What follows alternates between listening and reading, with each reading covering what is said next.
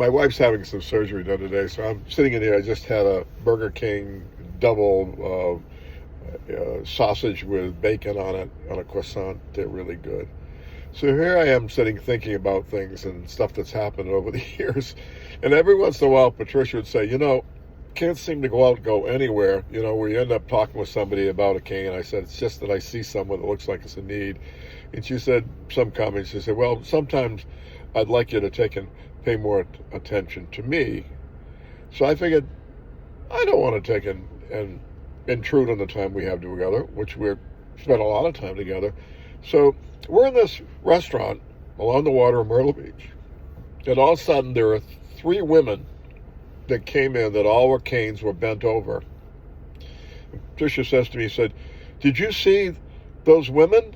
I said, yeah, I did. And I said, yeah, I did. He said, well, they're all bent over. They probably can use a cane like the one you got. And I said, that's nice. So I completely ignored the conversation.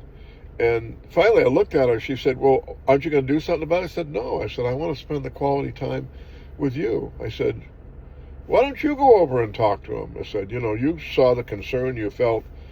It was a little bit of a thing in my mind. Worked out perfectly. So she walks over, she starts talking to him, and she did what she's seen me do so many times. And she said, you really need to try my husband's invention on something like this. She walked over to me, she said, would you mind going out the car and getting 3 canes for me? So I said, so I ended up running an errand for Patricia, okay? But it was just so funny because I knew that something was going to happen because I didn't think she could last forever on this one. So I brought them all in. I adjusted them for them. They all tried them. Every one of them could stand up more erect. And then I looked at Patricia and I said, now you understand why I do this. And she said, yes, I do.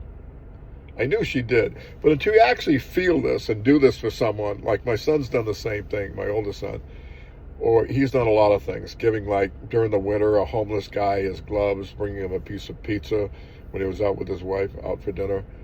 I mean, these are the kind of things we need to do in terms of humanity. Look out for each other and do that. Get away from the negativity that we're surrounded with right now. Do something positive today. Go out and do it. Now, if you're an inventor, go out and invent something, okay? And read my book, which is going to be coming out shortly. It's designed specifically for those people who want to invent something and not sure where to start. I'm going to help you with that. Okay? Thanks, my friends.